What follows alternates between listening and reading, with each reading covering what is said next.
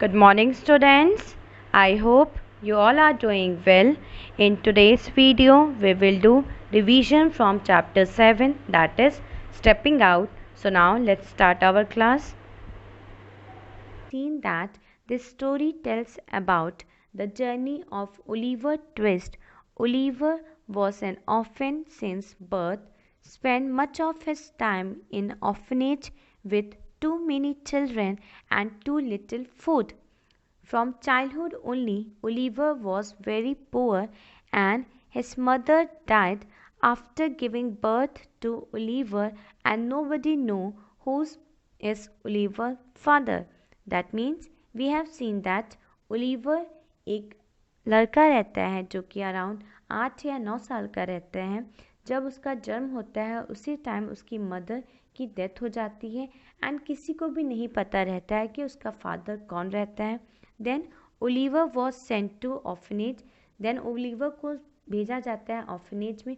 Orphanage एक ऐसी जगह होती है जहाँ पे ऐसे बच्चे जाते हैं जिनके पेरेंट्स की डेथ हो जाती, सो उनको ऑर्फनेज में भेजा जाता है. ऑर्फनेज में ओलिवर से बहुत ज़्यादा काम करवाया जाता था and he use to starve. That means उनको बहुत कम अमाउंट मिलता था खाने के लिए. So one day Oliver raised his voice in orphanage that they were not getting proper food and he asked his portion of food. So it was unacceptable in orphanage. So Oliver sent to work for Mr. Soberberry. That means एक दिन क्या होता है कि Oliver अपनी voice को race करता है एंड ऑर्फनेज में कंप्लेन करता है कि जो मेरा पोर्शन है फूड का वो मुझे आप दो खाने के लिए. बट वहाँ पे जो ऑर्फनेज के लोग होते हैं उसकी इस बात को सुन के गुस्सा जाते हैं एंड उसे पनिशमेंट देते हैं कि अब आपको वर्क करना पड़ेगा मिस्टर सोबरबेरी के लिए. सो मिस्टर सोबरबेरी एक आदमी है जिसके लिए आपको काम करना पड़ेगा. देन वहाँ पे कुछ टाइम बाद ओलिवर की लड़ाई हो जाती है नोआ क्लेपोल से. नोआ क्लेपोल एक लड़का रहता है जो ओलिवर की मदर की इंसल्ट करता रहता है. सो उससे ओलिवर की लड़ाई हो जाती है बिकॉज ऑब्वियस है अगर अगर अगर आपकी मदर को कोई इंसर्ट करेगा मीन्स बुराई करेगा सो ऑब्वियस है आप भी अपना टेम्पर खो दोगे एंड देन आप लड़ाई करने लगोगे. सो ओलिवर के साथ भी यही हुआ. नोआ क्लेपोल ने उसकी मदर की इंसल्ट की थी. सो ओलिवर ने उससे लड़ाई करना स्टार्ट कर दिया. देन ओलिवर को पनिशमेंट मिला ऑर्फनेज से and he was given little food to eat and again उसको बहुत कम पोर्शन मिला खाने के लिए. So one day Oliver decide करता है वन मॉर्निंग को कि मैं इस ऑर्फनेज से भाग जाता हूँ बिकॉज अब वो वहाँ के जो टॉर्चर को सह नहीं सकता था. देन उसने एक दिन ऑर्फनेज से भाग आया and then he was planning to move to London. And then उसने प्लान किया कि मैं वॉक करके लंदन के लिए जाता हूँ एंड बट जो लंदन था वो बहुत दूर था ऑर्फनेज से. It was around 60 miles away from orphanage and Oliver was not having food. Oliver के पास ना ही कोई फूड था, ना ही वाटर था एंड ना ही कोई मनी था. बट फिर भी उसने डिसाइड किया कि मैं वॉक करते हुए लंदन के लिए जाऊंगा. And finally when he reach London he met artful Dodger. Then वहाँ पे जब वो लंदन पहुँचता है ओलिवर, देन वहाँ पे वो एक और लड़के से मिलता है जिसका नाम रहता है आर्टफुल डॉजर. वो ओलिवर को ऑफ़र करता है लंच एंड ऑफ़र करता है फ्री बोर्डिंग. फ्री बोर्डिंग का मतलब है कि आप फ्री में मेरे साथ चलो, मैं एक जेंटलमैन के घर लेकर चलूँगा जिस जेंटलमैन का नाम रहता है फैगिन्स. वहाँ पे आपको कोई मनी नहीं देना है, आप आराम से वहाँ रह सकते हो. सो ओलिवर डॉटर के साथ मिस्टर जेंटलमैन के घर पहुंचता है जिसका नाम फैगिन्स रहता है. फैगिन्स के घर पहुंचते ओलिवर नोटिस करता है कि जिस जगह पे वो रहता है फैगिन्स वो बहुत डर्टी रहती है एंड जो बिल्डिंग रहती है वो टूटी फूटी रहती है. एंड जब वो जाता है वो एक और भी चीज़ नोटिस करता है कि वहाँ पे जो और ढेर सारे बॉयज़ रहते हैं वो बहुत डिफरेंट टाइप्स के रहते थे. वो ओल्ड कैरेक्टर्स, उनके जो ड्रेसिंग सेंस थी वो बहुत डिफरेंट थी, उनकी लैंग्वेज बहुत डिफरेंट थी एंड जिस प्लेस पे वो लोग रह रहे थे वहाँ पे हर जगह सिल्क हैंकीज थी. मीन्स पूरे प्लेस पे हैंकीज फेंकी हुई थी जो कि सिल्क की थी. एंड ओलिवर ने नोटिस किया कि वहाँ के जो रेसिडेंट्स थे, जो बॉयज़ थे, वो एक बहुत स्ट्रेंज गेम खेलते थे जहाँ पे उनको फैगिन्स के पॉकेट से हैंकीस निकालना रहता था। एंड हैंकीस आप इस तरीके से निकालो कि फैगिन को नोटिस ना कर पाए वो कि कोई मेरे पॉकेट से हैंकी निकाला है। फैगिन्स वही जेंटलमैन है जिसका वो घर रहता है, जो वहाँ के लोगों को, जो वहाँ के जो बॉयज़ थे उनको सिखाता था कि कैसे आप चोरी करें। So we have seen that one morning Oliver get the permission from Fagin. So एक मॉर्निंग में ओलिवर को परमिशन देता है फैगिन्स कि आप स्ट्रीट पे जाओ एंड काम करो।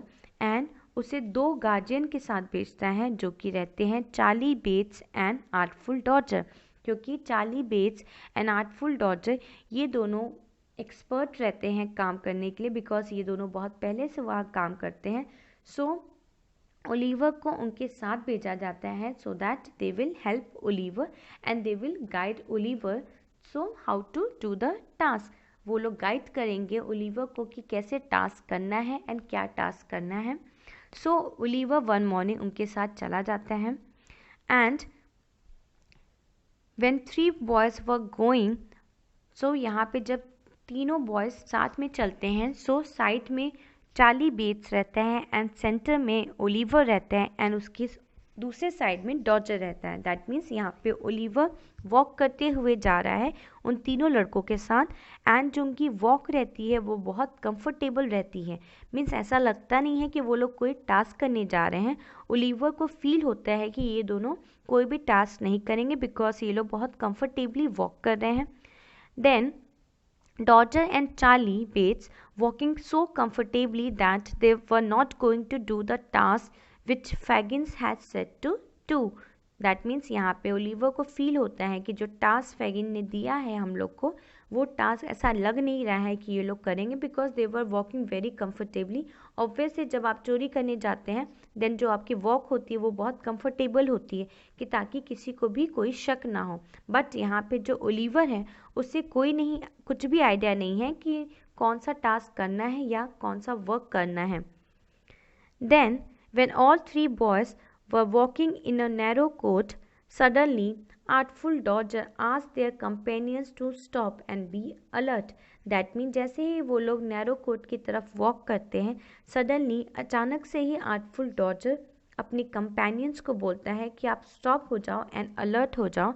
यहाँ पे कंपेनियंस हैं उनके, आर्टफुल डॉडजर के कंपेनियंस हैं Oliver and Charlie bets.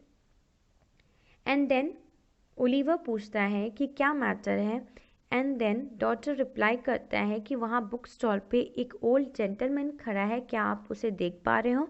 So Oliver reply करता है हाँ मैं उसे देख पा रहा हूँ। एंड देन डॉडजर कहता है कि Oliver you have to do the task.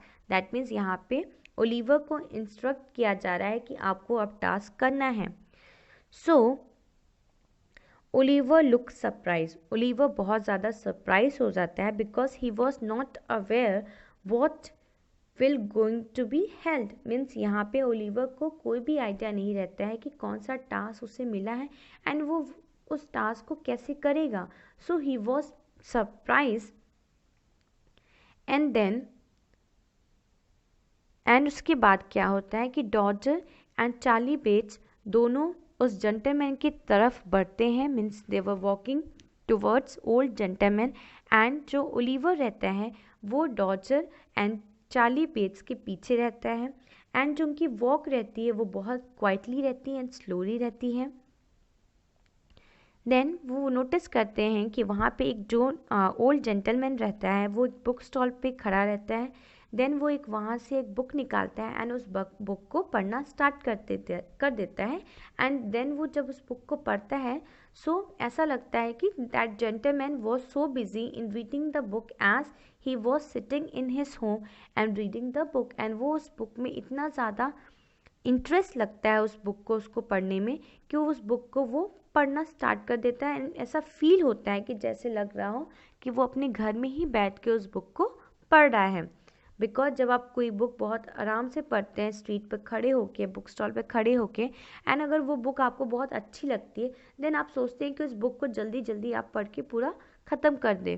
सो इसी तरीके से ओल्ड जेंटलमैन को भी उस बुक में बहुत इंटरेस्ट जगा एंड वो उसे आराम से पढ़ने लगा एंड उसने नोटिस नहीं किया कि वो कौन से स्ट्रीट पे खड़ा है, उसके आसपास कौन से बॉयज़ खड़े हैं, वेदर दे आर शॉर्ट और कुछ भी, मीन्स वहाँ पे बस वो उस बुक में ही बिजी था, वो किसी चीज़ों को भी नोटिस नहीं कर पा रहा था. Now see the next para. What was Oliver's horror and alarm as he stood a few paces off to see the Dodger plunge his hand into the old gentleman's pocket and draw from thence a handkerchief, to see him hand the same to Charlie Bates, and finally to behold them both running away around the corner at full speed. So, in these lines, the para is given on, means the paragraph is given on page number 83, third paragraph. So in this paragraph, Dodger removed the handkerchief from gentleman's pocket. यहाँ पे जो Dodger है वो remove करता है हैंकरचिप means hanky remove करता है old gentleman की पॉकेट से, and the Dodger handle the handkerchief to Charlie Bates, and then जो वो हैंकी निकालता है ओल्ड जेंटलमैन के पॉकेट से, देन वो उस हैंकी को हैंडल कर देता है, मीन्स दे देता है चार्ली बेट्स को, and then the both run fast the corners of street with full speed. Then ये दोनों बहुत स्पीड में जो कॉर्नर्स रहते हैं रोड के वहाँ पे भागना स्टार्ट कर देते हैं. Now see the next paragraph. In an instant, the whole mystery of the handkerchiefs and faggots rushed upon the boy's mind. He stood for a moment with the blood so tingling through all his veins from terror that he felt as if he were in a burning fire. Then, confused and frightened, he took to his heels, and not knowing what he did, made off as fast he could lay his feet to the ground. So, in these lines, Oliver understood the whole mystery. So, यहाँ पे जो Oliver है वो समझ जाता है पूरी mystery को. That means how Fagins used to work.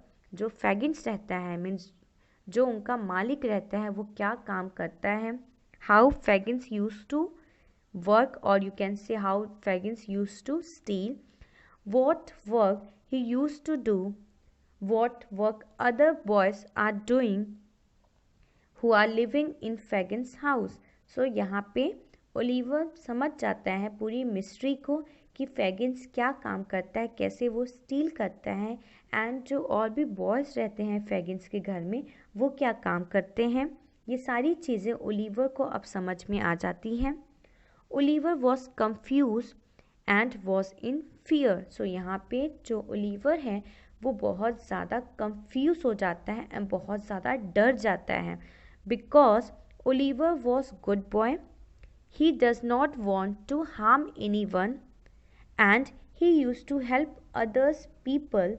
सो जो यहाँ पे जो ओलिवर होता है वो बहुत ज़्यादा घबरा जाता है एंड बहुत ज़्यादा ओलिवर दूसरों की हेल्प करता है एंड वो किसी को भी हार्म नहीं कर सकता है. सो ओलिवर ये सारी चीज़ों को देख के बहुत डर गया था. And then Oliver also wanted to run, and then Oliver ने भी डिसाइड किया कि मैं भी अब यहाँ से जल्दी से भाग जाता हूँ, बिकॉज उसके पास कोई ऑप्शन नहीं रहता है. Artful Dodger and Charlie Bates वो दोनों रनिंग करना स्टार्ट कर देते हैं चोरी करने के बाद. सो ओलिवर को भी मीन्स वो वहाँ से इसलिए भागना चाहता है बिकॉज वो बहुत डर जाता है, उसे नहीं समझ में आता है कि अब मैं क्या करूँ.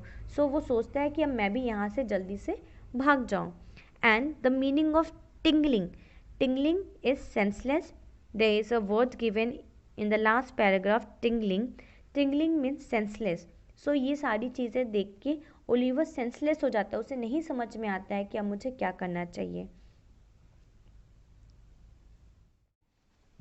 Now students, see the next paragraph which is given on page number 84. This was all done in a minute space. In the very instant when Oliver began to run, the old gentleman putting his hand to his pocket and missing his handkerchief. Turned sharply round, seeing the boy scudding away at such a rapid pace, he very naturally concluded him to be the depredator, shouting, "Stop thief! Stop thief!" With all his might he made off after him, book in hand. So यहाँ पे ये सारी चीज़ें जो होती हैं, this was all done in a minute space. That means यहाँ पे कौन सी काम की बात हो रही है? यहाँ पे ये काम की बात हो रही है कि जो ओल्ड जेंटलमैन रहता है, उस ओल्ड जेंटलमैन के पॉकेट से डॉजर ने बहुत जल्दी से एक हैंकरचिप निकाली एंड देन उसने हैंडल कर दिया चार्ली बेट्स को. एंड देन ये दोनों बहुत तेज़ी से कॉर्नर जो है स्ट्रीट के वहाँ पे दौड़ने लगे. एंड ये सारी चीज़ें जस्ट एक मिनट में ही हो जाती हैं, बहुत जल्दी से, मतलब वो लोग चोरी कर लेते हैं. एंड देन व्हाट हैपन, कुछ टाइम बाद, मीन्स कुछ सेकंड के बाद ही, कुछ मिनट के बाद ही, देन ओलिवर भी सोचता है कि मैं भी अब यहाँ से भाग जाता हूँ.